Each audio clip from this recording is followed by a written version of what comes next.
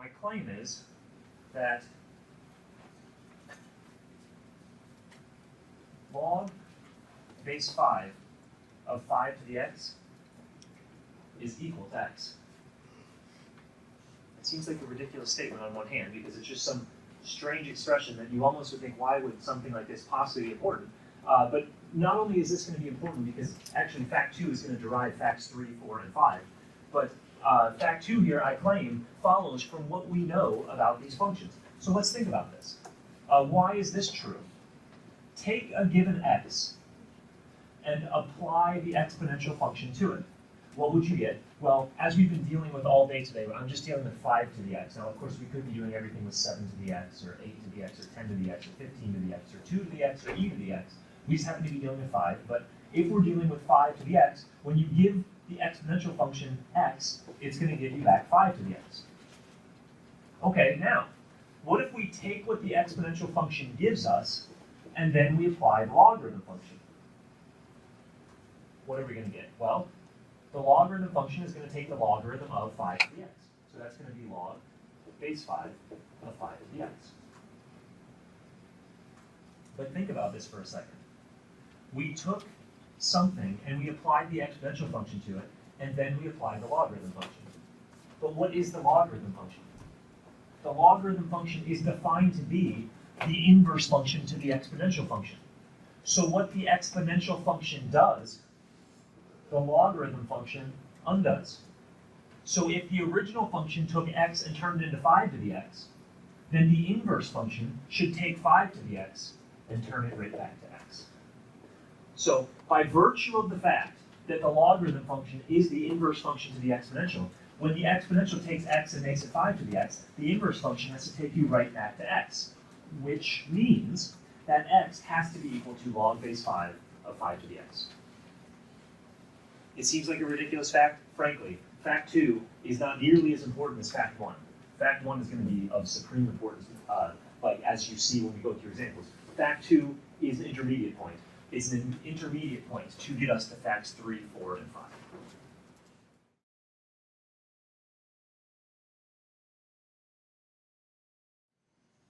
5. By the way, I was sort of chuckling whenever I was saying, thinking of this graphically. Imagine how difficult this question would be if you try to think of it graphically. What this is saying is, when is the logarithm function equal to minus 3 when the base is 2? This is saying, here's the logarithm function of base 2. When does this function take a value of minus 3? So what is the x value associated with minus 3? That's a horribly difficult problem when you try to think about it graphically. Like, what the hell is that? I don't know. It turns out that the x is 1/8. If you go over an 8, you'll be down at minus 3. But trying to pull that off with just a picture would be almost impossible. Because the point over 1/8 wouldn't even be on the grid. You'd be guessing. But with this, using the algebra, it falls right out, straight away.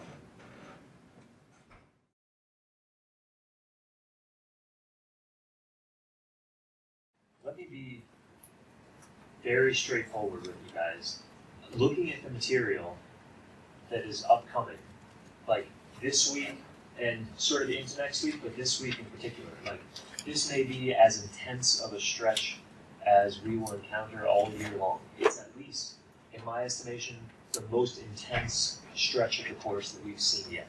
Now, are we as ready for this stretch as possible as we ever have been by virtue of the fact that we've been training all semester long up to this point? Absolutely.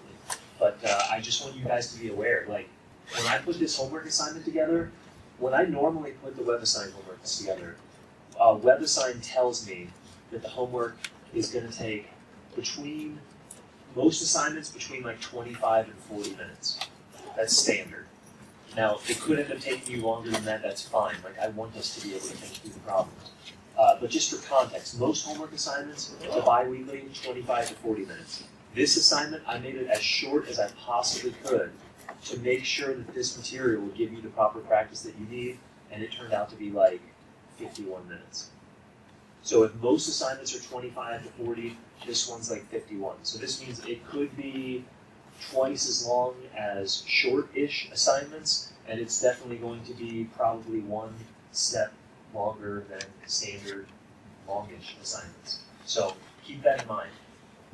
As you look through the week and as you're planning out your time, know that your homework might take slightly longer than it normally does.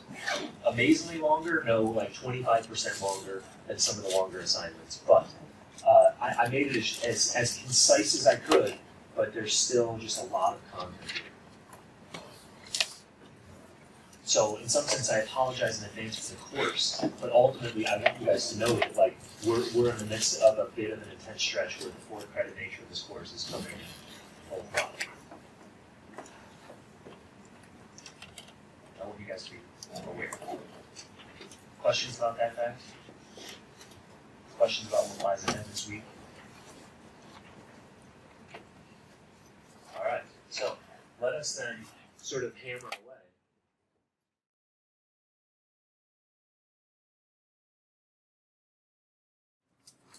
Just a thought. I'll plant this in your mind. We'll do examples related to this next time at the start of class and through the entirety of class.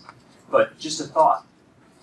What if you didn't want to look at the cosine function, but what if you wanted to look at 3 plus the cosine function?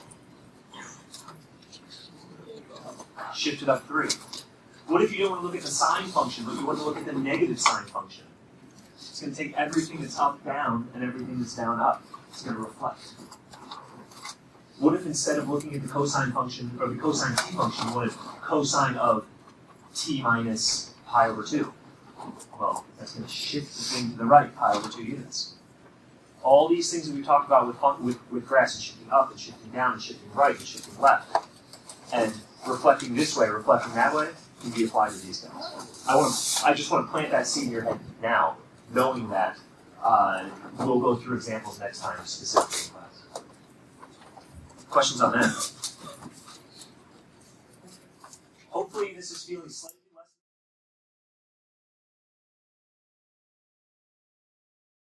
We'll talk about it next time. When you go to the unit circle, right? The unit circle is this circle where A is 1. If you start here and call that 0, I mean, I like Stephen Moore. Let's do it on Thursday when I go to off charts. The circle is a very long.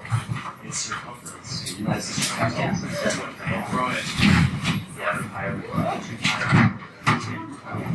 Yeah, it's always Friday. All the way around the circle is too high. But if all the way around the circle is too high, then that 360 is halfway.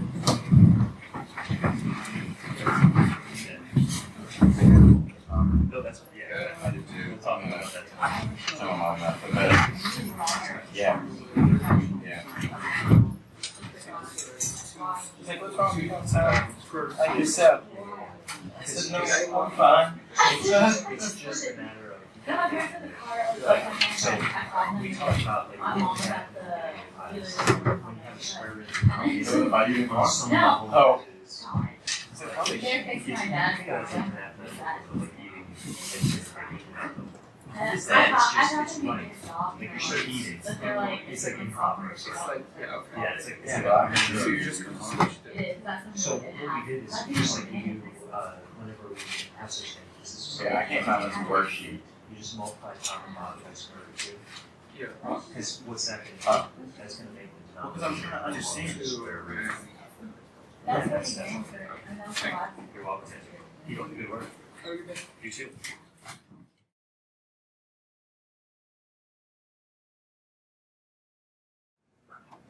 And you killed one that last test. I surprised myself. I was like, because I know I meant to be on the first one, and then I made an A, and I was like, yeah, Mom, I made an A on Precalculus.